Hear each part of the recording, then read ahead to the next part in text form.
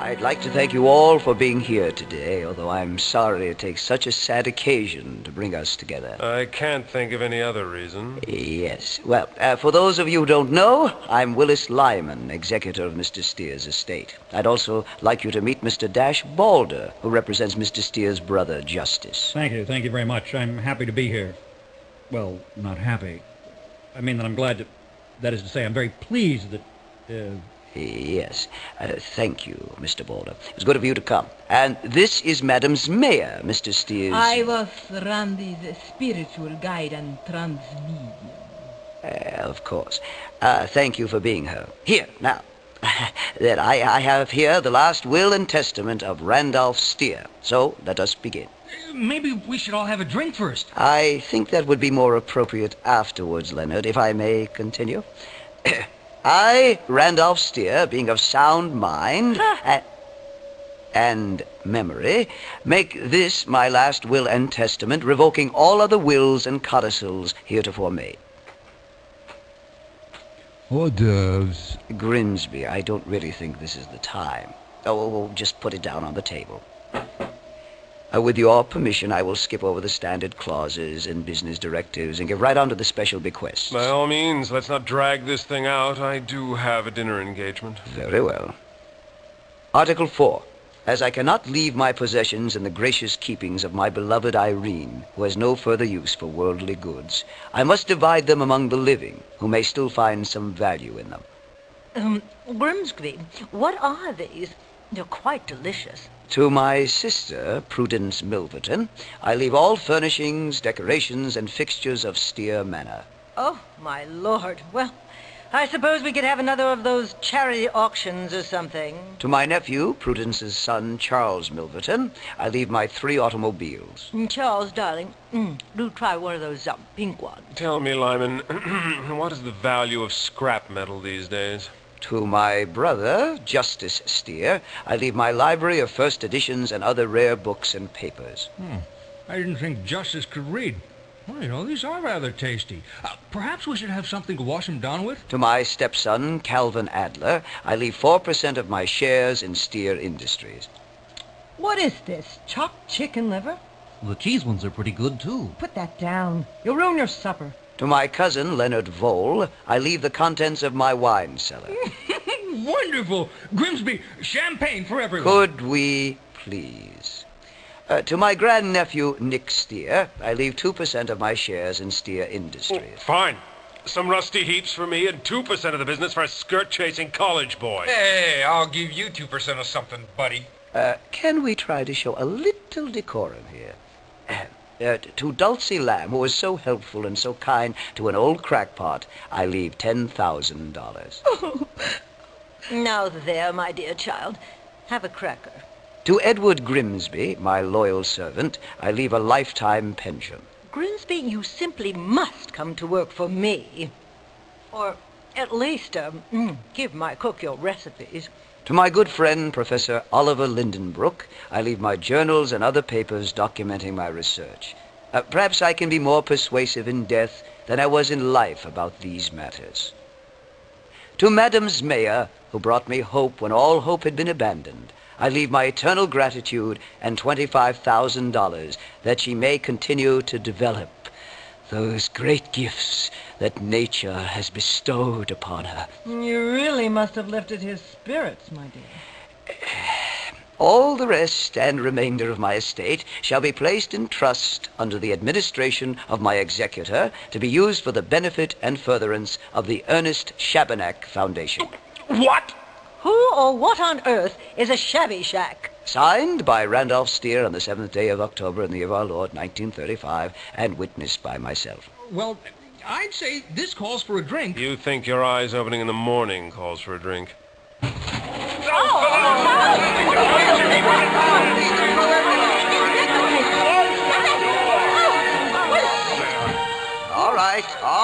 All right. Let's calm down, please. Calm down. Calm down there. That's right. Thank you, Grimsby. Now, then, everything's fine, so let's just... I'm afraid everything is not fine, Mr. Lyman. Why, What do you mean, Professor? I have reason to believe that the will read here today is not the final wish of Randolph Steer.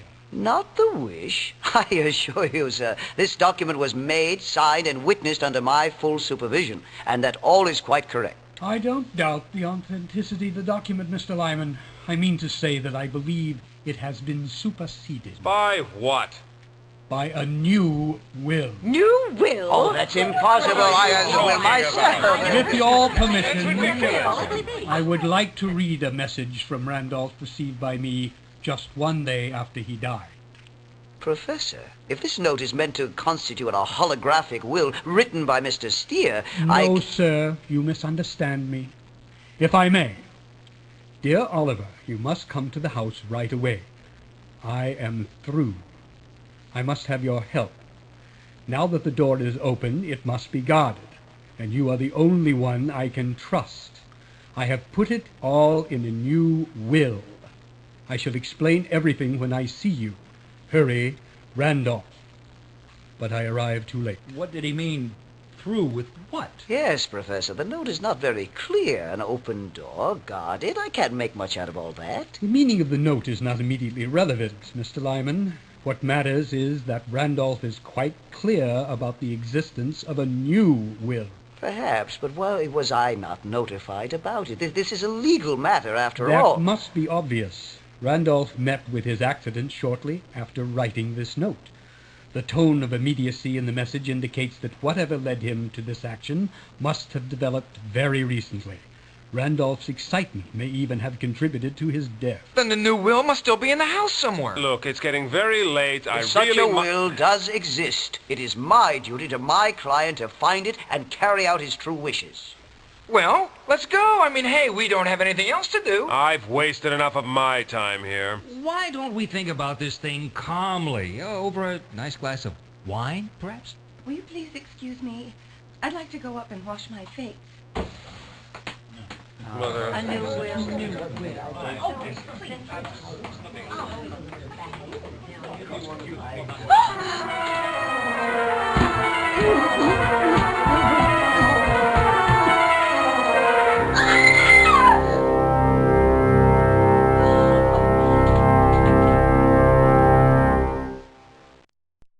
Boy, that was something.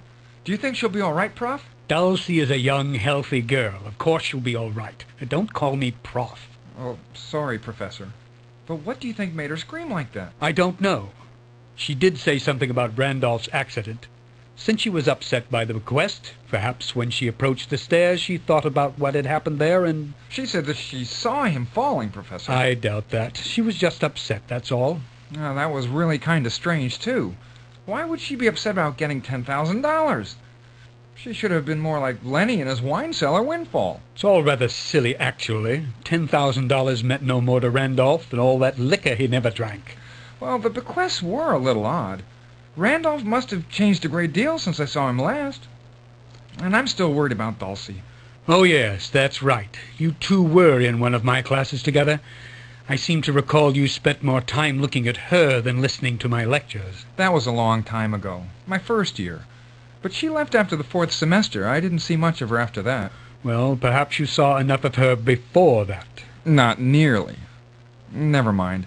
Listen, she said something else, remember? Not just seeing Randolph falling, but something about a figure, a person at the top of the stairs. An hallucination brought about by the fainting spell. How do you know that?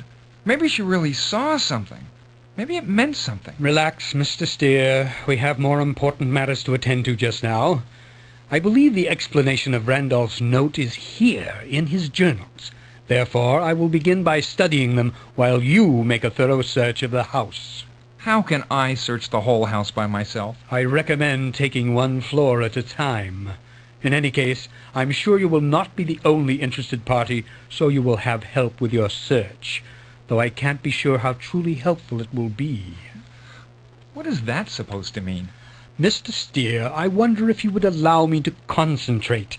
There are many books and very little time. Sure. Sorry.